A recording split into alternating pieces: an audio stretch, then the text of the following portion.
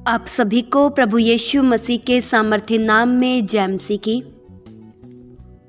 आज के वचन की शुरुआत फिलिपियों 3 के उसके 13 और 14 वचन में से हम करेंगे।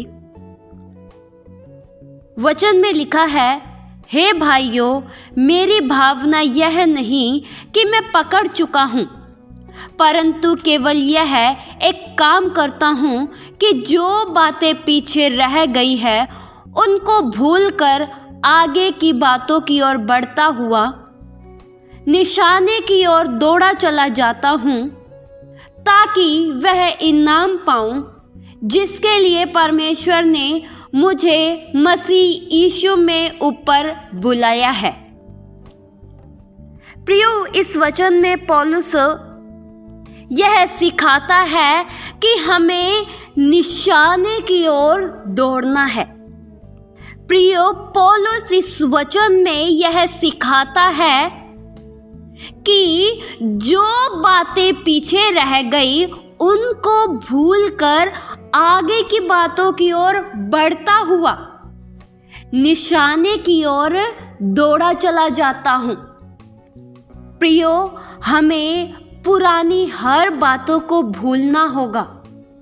पुरानी बातें, पुरानी सोच, पुराना जीवन कभी भी हमें निशाने की ओर दौड़ने नहीं देगा।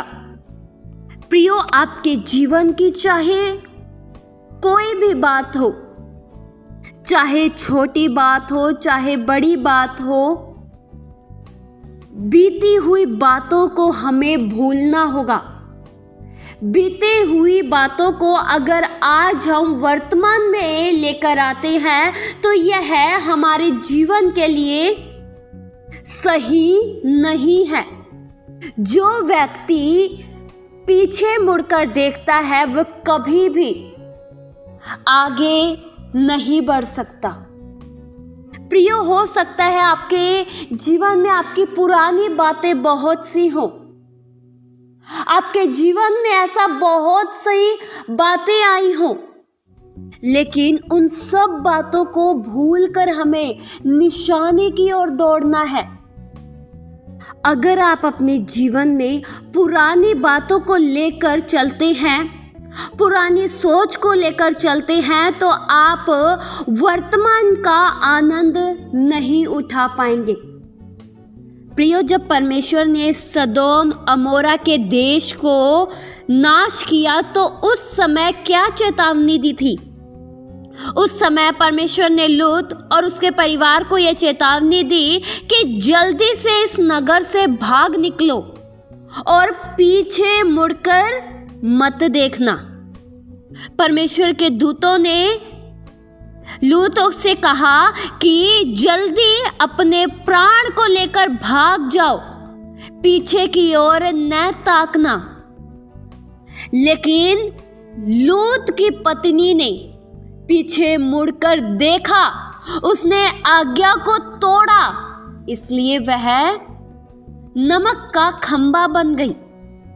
प्रियो, जब इजरायली लोगों ने मिस्र देश को छोड़ा तो उस समय इजरायली लोगों को मिस्र के भोजन याद आते थे। इजरायली लोगों को याद आता था कि किस तरह वे मिस्र में भोजन पाते थे, किस तरह वे खीरे खाते थे। प्रियो, बहुत से लोग ऐसे हैं जो आज भी पुरानी जिंदगी में जीते हैं, जो पुराने ख्याल को, जो पुरानी सोच को, जो बीती हुई बातों को, जो बीत गए समय को आज भी वर्तमान में लेकर आते हैं, आज भी वर्तमान में जारी रखते हैं। प्रियो, इससे आपका नुकसान होगा, आप आगे नहीं बढ़ पाएंगे। आपको जो पीछे हो चुका है, जो आपके साथ गुजर चुका है, जो आपके साथ बीत चुका है, जो भूतकाल बन चुका है, उसे वर्तमान में मत लाइए, न तो आप वर्तमान को भी खो रहे हैं। अगर आप पुराने ख्यालों में जीवन जी रहे हैं तो आप आज का आनंद नहीं उठा पा रहे हैं। जो आपके जीवन में परमेश्वर दिन देते हैं, जो आपके जीवन में परमेश्वर समय देते हैं, उसमें आप खुश नहीं रह पाते हैं। प्रियो, बहुत से ऐसे लोग हैं जो आज भी दर्दनाक यादों के पीछे गुजर रहे हैं। उनके जीवन में ऐसी घटना हुई थी, उन घटनाओं को आज भी अपने जीवन में वे जारी रखते हैं। प्रियो, भूलने में ही भलाई है, पुरानी बातों को छोड़ देने में ही भलाई है। पुरानी बातों का, पुरानी यादों को त्याग दीजिए, कल में मत जिए। प्रियो, आपके सोचने से क्या सब कुछ सही हो जाएगा? क्या जो पहले समय आपके साथ बीत चुका है, कितना दर्दनाक था, कितना मुश्किल भरा समय से आप गुजरे हैं, उन समयों को आज भी आप अपने जीवन में क्यों याद कर रहे हैं? बहुत से ऐसे लोग हैं जो बीते हुए अनुभव, बीती हुई यादों पर आज भी अपना जीवन जी रहे हैं। प्रियो, आगे की ओर बढ़े, आगे की ओर दौड़ते चले जाएं, पुरानी बातों को छोड़ दीजिए। पुरानी बातें केवल आपको दुख देंगी, पुरानी बातें केवल आपको आंसू देगी, पुरानी बातें केवल आपको चिंता देगी, पुरानी बातें केवल आपके मन को उदास रखेगी। आगे की ओर दौड़े। पौलुस कहता है, मैं पिछली सब बातों को भूलकर निशाने की ओर दौड़ा चला जाता हूं। प्रियो, पुरानी बातों की यादों में वे लोग रहते हैं जिनके पास आगे का कोई लक्ष्य नहीं है। वचन में लिखा है, यशायाह 43 के उसके 18 और 19 वचन में, अब बीती हुई घटनाओं का स्मरण मत करो, न प्राचीन काल की बातों की ओर मन लगाओ। देखो, मैं एक नई बात करता हूँ, वह अभी प्रकट होगी, क्या तुम उससे अनजान रहोगे? मैं जंगल में एक मार्ग बनाऊंगा और निर्जल देश में नदी बहाऊंगा। प्रियो, यहाँ परमेश्वर का वचन कहता है कि बीती हुई घटनाओं को स्मरण मत करो।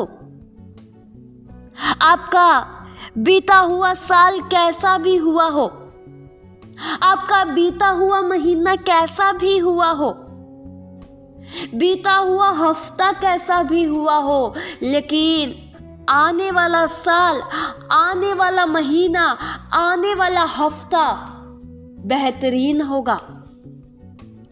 पुरानी घटनाओं की यादों में मत जियो, पुरानी कल्पनाओं में मत जियो, प्राचीन काल की बातों पर मन मत लगाओ। उन बातों की ओर मन लगाओ जो परमेश्वर आपके जीवन में नया करने जा रहे हैं,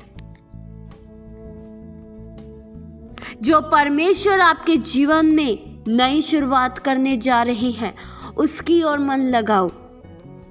प्रियो, परमेश्वर आपकी जिंदगी में कुछ नया करना चाहते हैं, इसलिए आगे की ओर बढ़े, निशाने की ओर दौड़ते चले जाएं। परमेश्वर आपके जीवन पर नया अभिषेक, नई करुणा, नई ताकत बरसाना चाहते हैं और आप पुरानी यादों में जी रहे हैं। परमेश्वर आपको नई खुशियों से भरना चाहते हैं और आप पुरानी बातों को सोचकर दुखित होते जा रहे हैं। आज ही पुरानी बातों को खत्म कीजिए और आगे की ओर दौड़ते चले जाएं, लक्ष्य की ओर दौड़ते चले जाएं।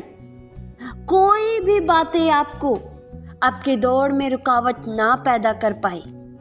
प्रियो, जिस तरह से इजरायली लोगों के पास एक लक्ष्य था, कनान देश को प्राप्त करना, उसी तरह से आज हमारे पास भी एक लक्ष्य है, स्वर्ग राज्य को प्राप्त करना, अनंत जीवन को प्राप्त करना।